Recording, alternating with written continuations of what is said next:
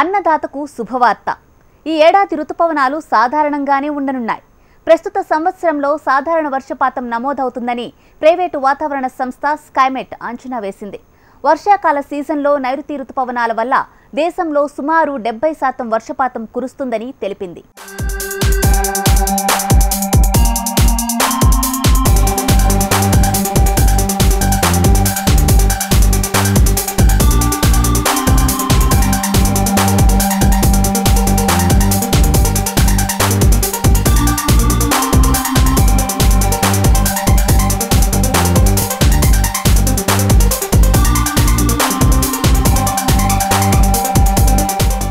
శతాబ్దాలుగా భారత్లో అత్యధిక సాగు విస్తీర్ణం వర్షాలపై ఆధారపడి కొనసాగుతోంది. ఈ ఏడాది 50% కంటే ఎక్కువగా సాధారణ వర్షాలు కురిసే అవకాశం ఉంది.